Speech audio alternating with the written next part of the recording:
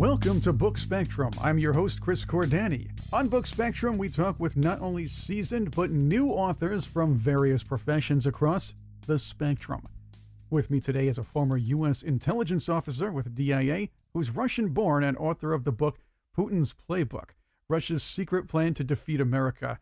This is timely. This is something you're all seeing playing out now, but it's been in the works for a while, as my guest says. Welcome to Book Spectrum, Rebekah Koffler. Thank you, Chris. I'm delighted to be here with you. Great to have you here. First, this book has a lot of intelligence in there, some which leave readers wondering how you know all of it. So let's start here.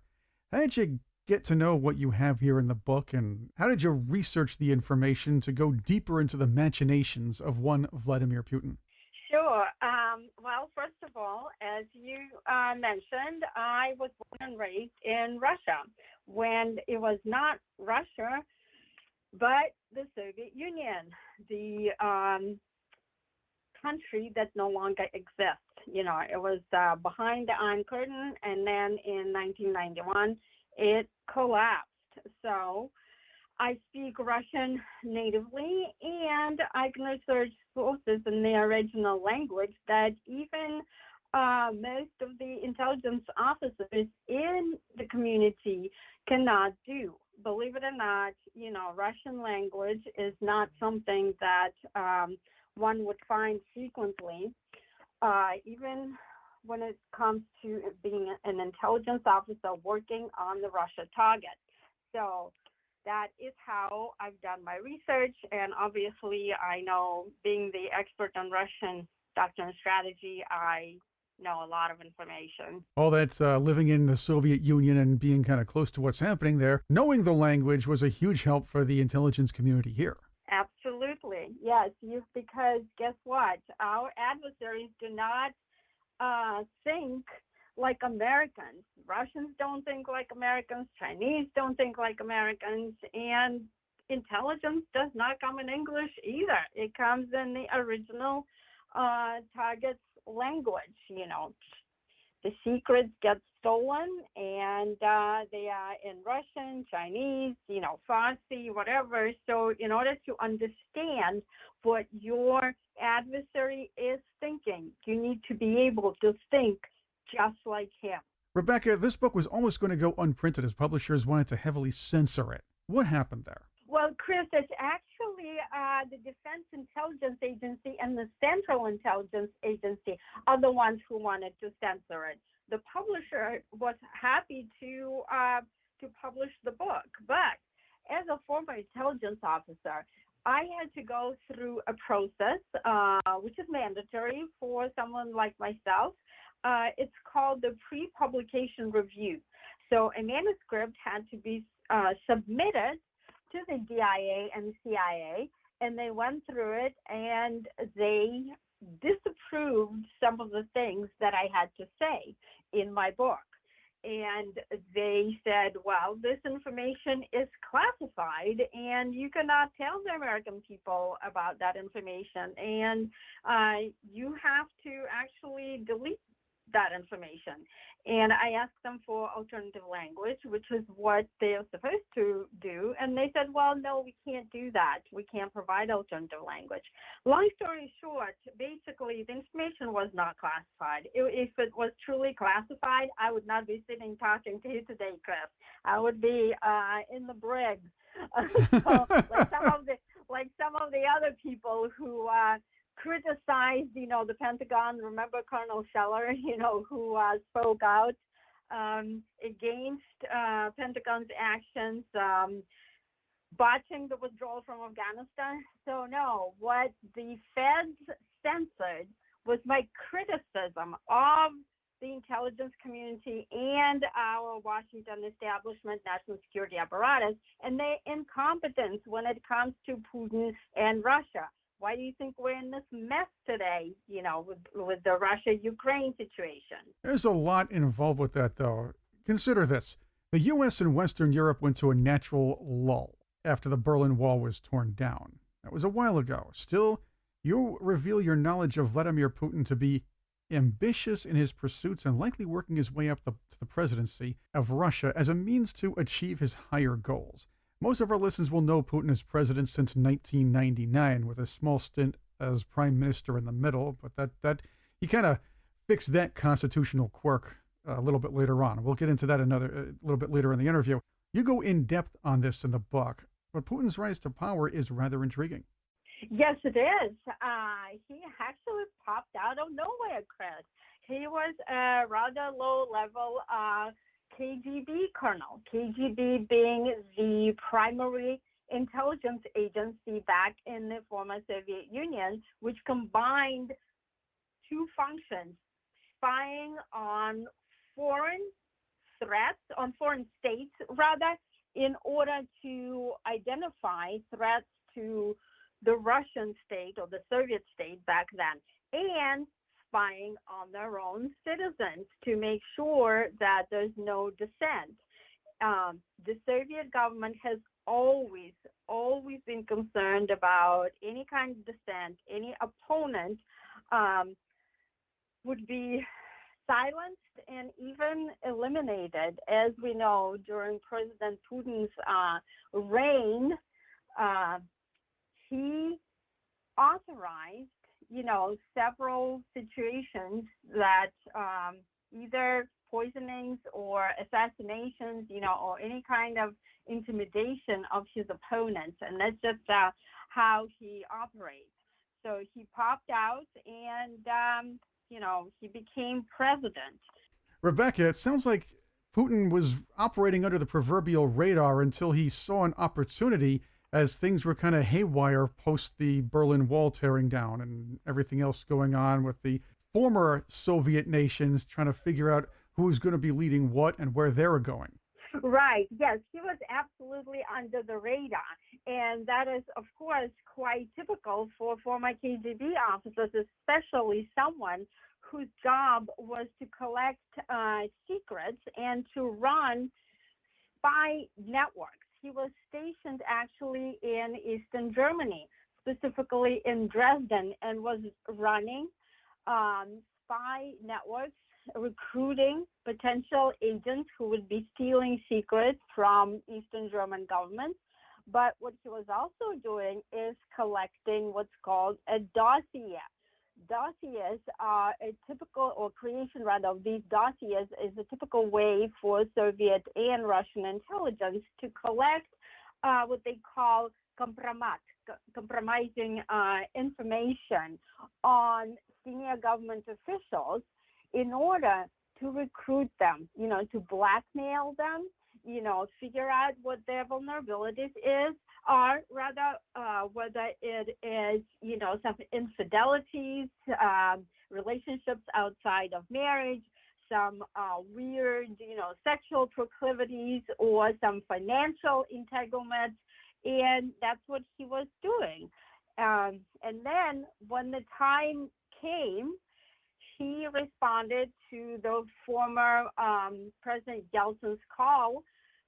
Yeltsin chose Putin to first be his prime minister, and then he appointed him as a acting president. And then, miraculously, in 2000, he won the election, an unknown person, and he became Russian president. And then, as you correctly pointed out, he's been president ever since, with the exception of that period when Medvedev was president and Vladimir Putin was his prime minister. But in reality, everyone knows, at least everyone who knows the Russian target, that the real head of state, even at that time, was Putin. And as usual, these little quirks that you mentioned, the constitutional quirks, Putin is really good at orchestrating because he's an attorney by training. And when he can't achieve something, some of his goals legally, then he changes the law. This is exactly what happened recently when he orchestrated a change in Russian constitution to ensure that he could remain president until 2030. 36 if he chooses so. We're talking with Rebekah Koffler here on Book Spectrum. She's the author of Russia's Secret Plan to Defeat America, a Russian-born American intelligence agent out of the DIA. A lot of what you wrote about Putin's overall ambitions is coming into play here with the conflict with Ukraine. You say it's only a small part of the overall cunning plan, and one which involves the oligarch's goal to rebuild the Soviet Union under his rule. Now, all this is considering he's one of the guys who kind of helped overthrow the communists at the time. Well, that's the interesting thing. The communism was overthrown, but really very little has changed in terms of power distribution, Chris, and in terms of money distribution in Russia. The so-called communists overnight became capitalists after the collapse of the Soviet Union in 1991 because it is the Communist Party members who were in a position to grab all of the resources, and all of the enterprising through a process that they orchestrated of privatization, right? So the same people pretty much have retained power and they have retained most money. Ordinary Russian people still don't have a good standard of living, just like they didn't during the former Soviet Union. And right now, those who are in charge, they are called the oligarchs, right? Usually it's like, it's a conglomeration of the political elites and the business elites, and that is the ruling class. And Putin removed, when he took power on December 31st, 1999, when Yeltsin actually resigned. So Putin officially became the acting president of the Russian Federation. So Putin removed the oligarchs who were surrounding Yeltsin, and he installed his own. And so this is how Russia operates. Funny thing, Rebekah, I'm sure some people who are listening to this particular conversation are saying, Vladimir Putin's not much like a lot of other politicians around the world. The thing is, though, his ambitions lie a lot deeper, and we're seeing them play out. As far as any reuniting of the old USSR, he's made inroads on that, invading Crimea when Obama was president, making his move on Ukraine and demanding the former Soviet republic not join NATO. In fact, as you wrote in the book, Putins Playbook, Rebekah, in his first military doctrine in 2000, he indicated NATO as a major external threat to Russia. That probably should have raised some alarms in the intelligence community. You're absolutely correct, Chris. Putin never actually made his strategic ambitions a secret. We had 2 decades worth of signposts that would indicate to us, that actually did indicate to us what his plan was. Right? So, like you mentioned, in 2000, the very first military doctrine that was adopted by Russia following the collapse of the Soviet Union codified the U.S. and NATO as a threat. Then in 2010, as the conflict rages on in Ukraine. Then in 2014, every single other policy document, the Russians called them the foundational strategic planning documents, such as national security strategy, foreign policy concept, information security strategy. That's the one that codifies cyber warfare as an integral part of Russian security strategy.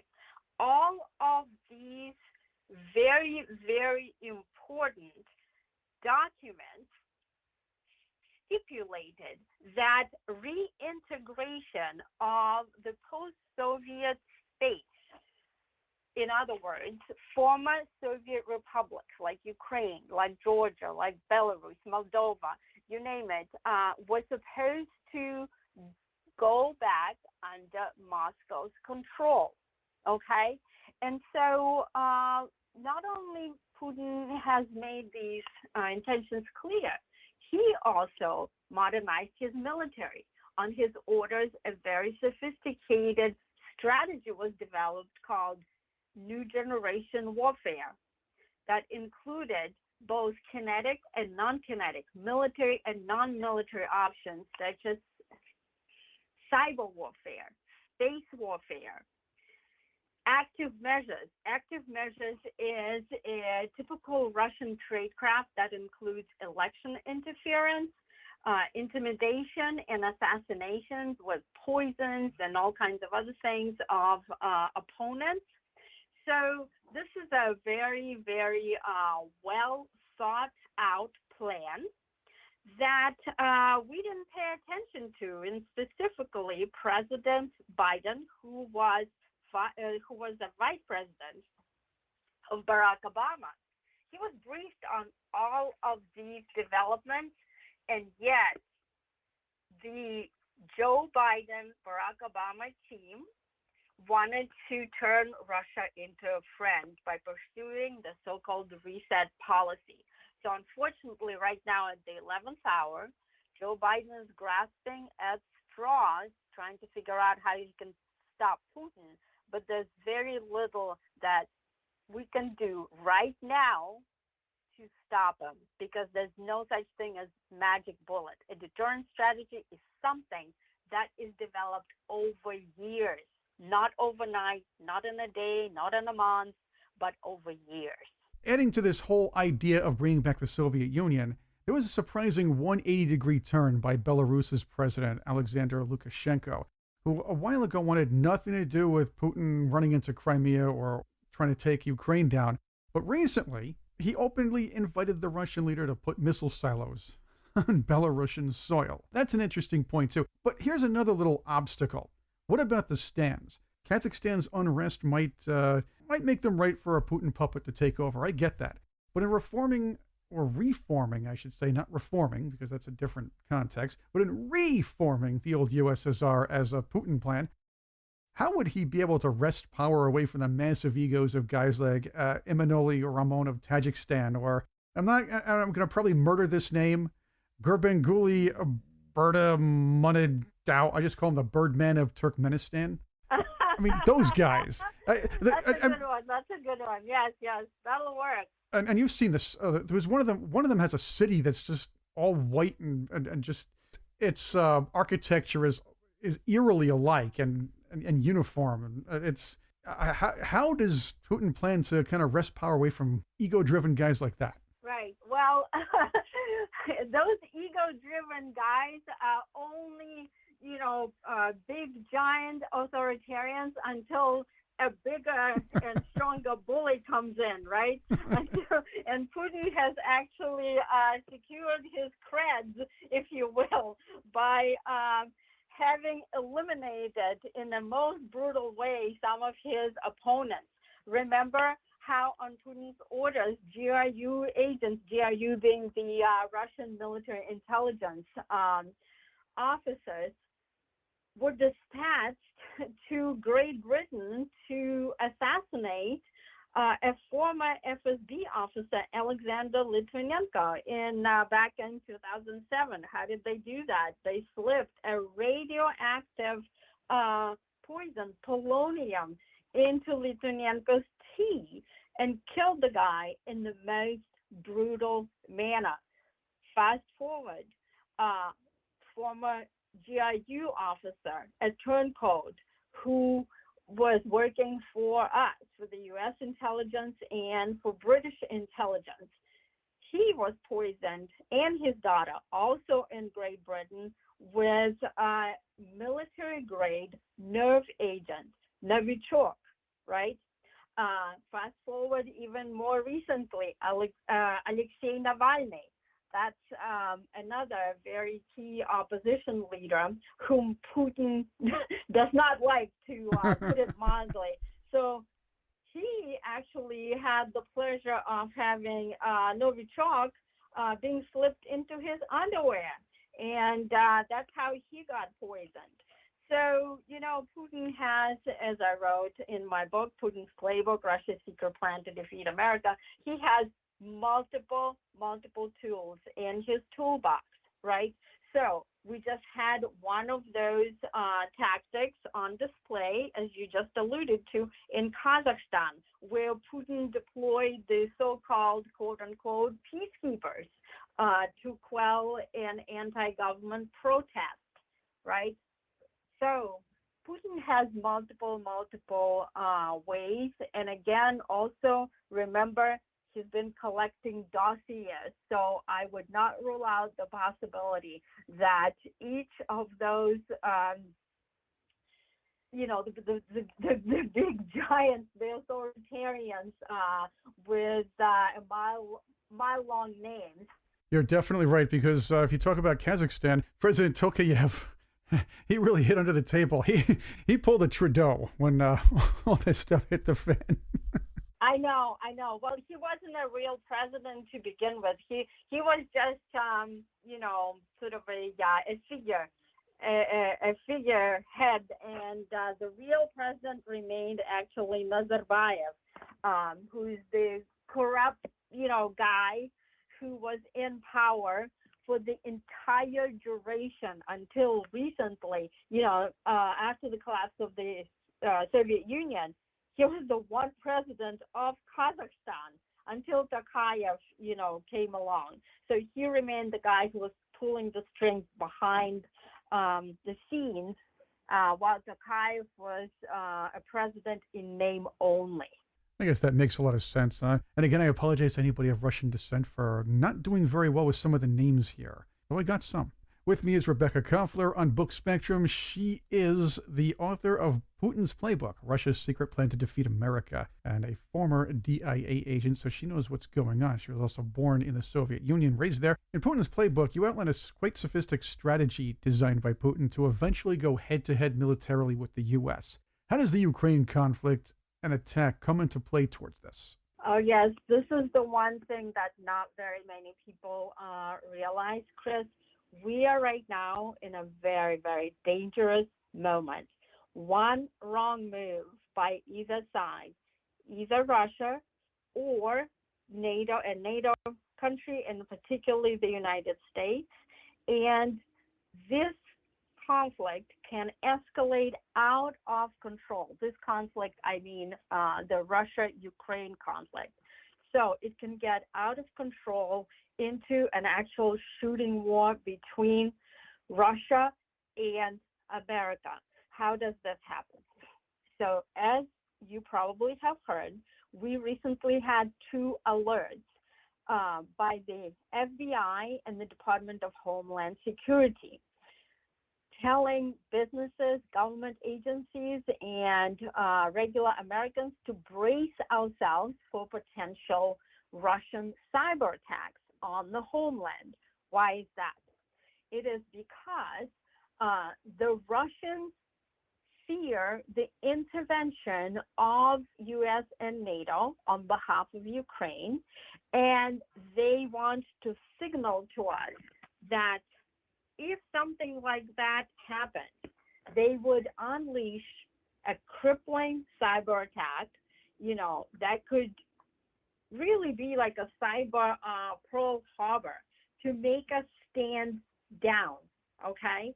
But if they do something like that, or if our intelligence discovers that something like that is in the works, we could potentially try to do that to them.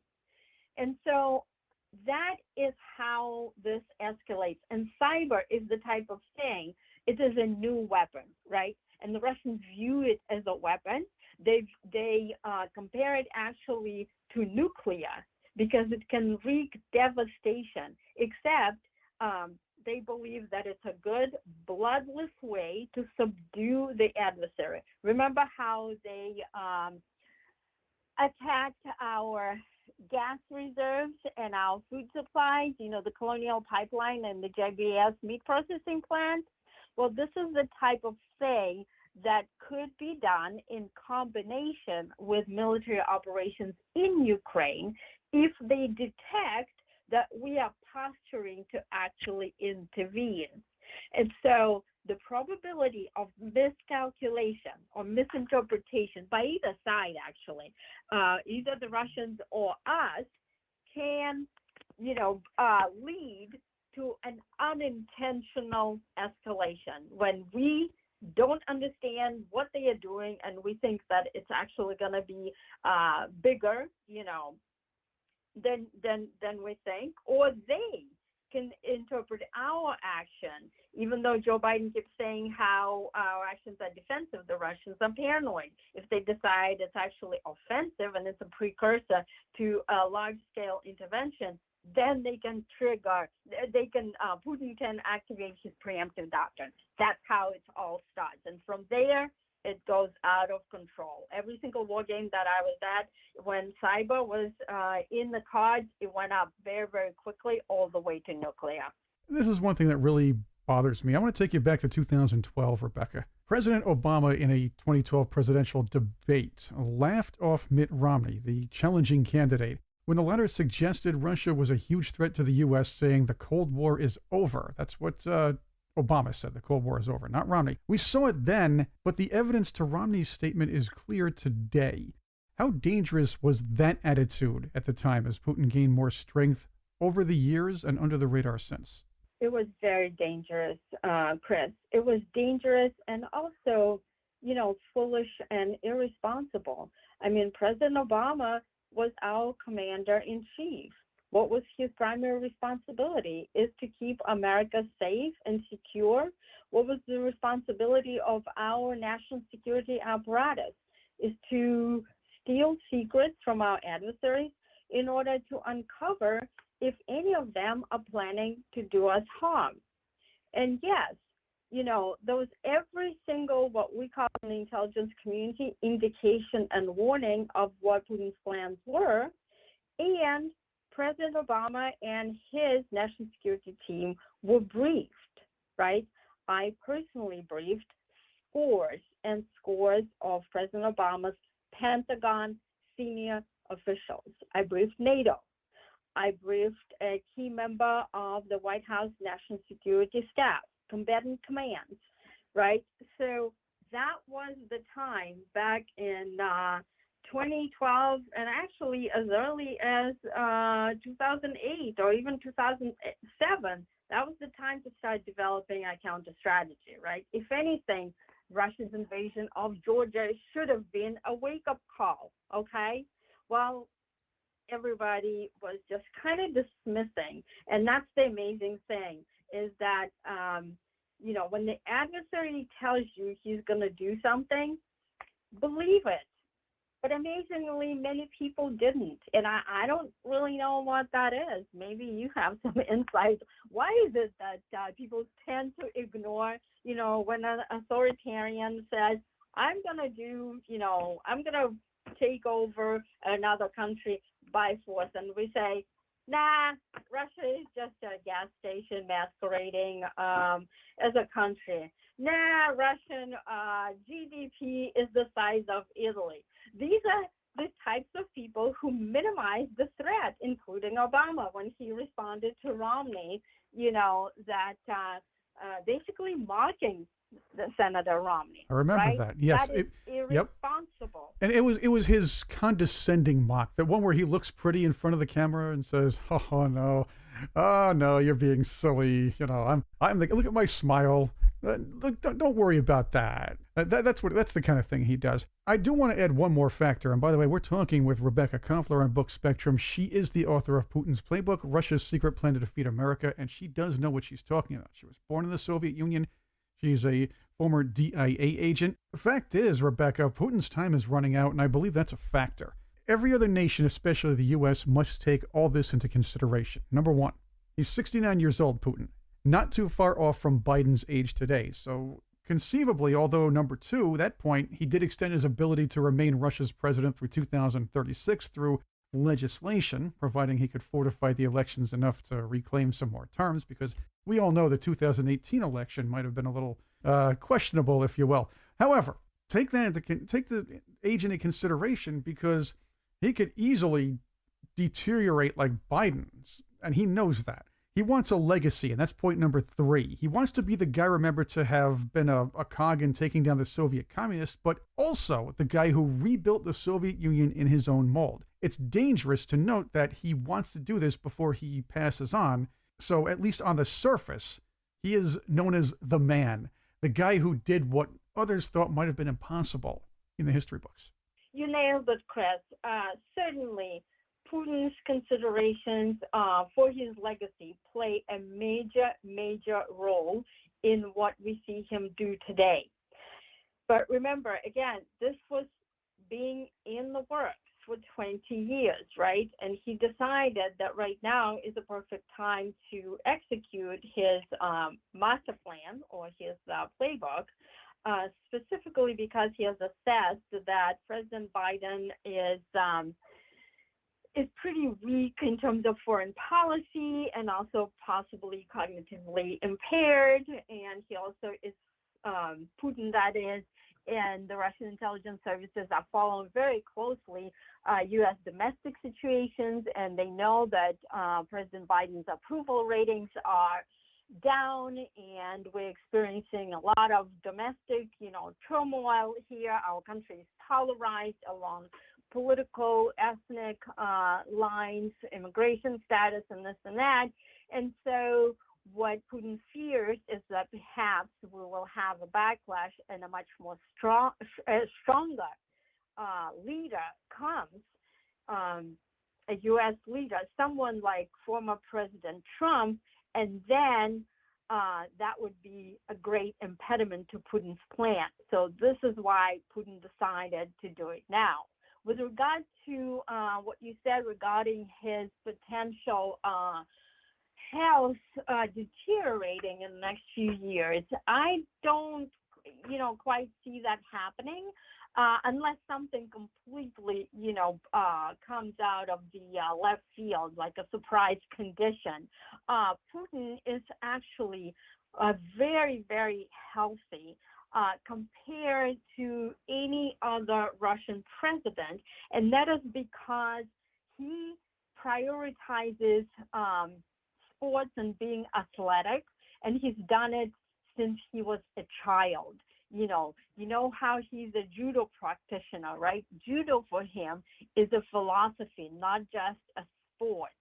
And it allows Putin to keep his opponent off balance by constantly watching for the weak spots.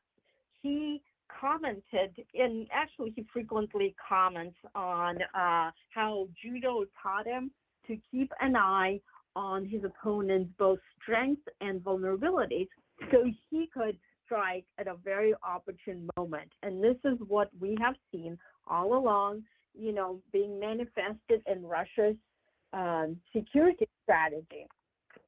He's looking for the opportunity. Remember, back in 2008, when Russia invaded Georgia, everybody's attention was focused on the Olympics, right?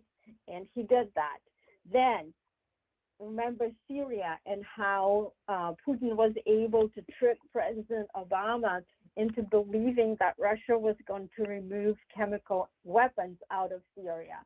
Well, that was a covert influence operation. So in other words, or remember President George Bush, looking in Putin's eyes and somehow seeing a soul there. So the man is very, very astute and very skilled at manipulating our leaders.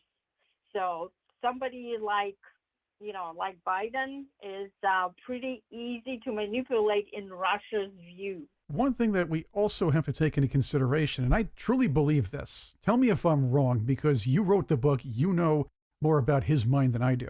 Vladimir Putin, considering he wants to reunite the Soviet Union, and yes, it's about his ego, a lot of it's about his ego, but he really does think he's the good guy. He absolutely does. He sees himself as the father of the Russian nation, right? Not unlike the czars. And he wants to actually make Russia great again, if you will. Russia's national identity is wrapped up in the notion of exceptionalism and being a great power. and the Russians felt very humiliated after the collapse of the Soviet Union.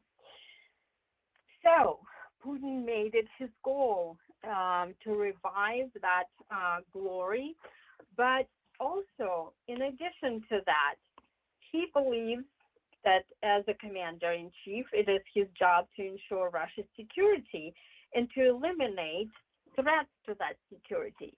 Well, he has determined that NATO is threat number one, and let's look at his decision calculus, because it's a purely military calculus that makes him believe NATO is a threat, right? So back in Soviet days, during the Cold War, the distance between NATO forces and St. Petersburg was 1,000 miles. Between NATO forces and Moscow, it was 1,300 miles. Today, it is 100 and 130, respectively. So for centuries, Russia has relied on what they call strategic buffers to protect the heartland, Moscow, the capital, St. Petersburg.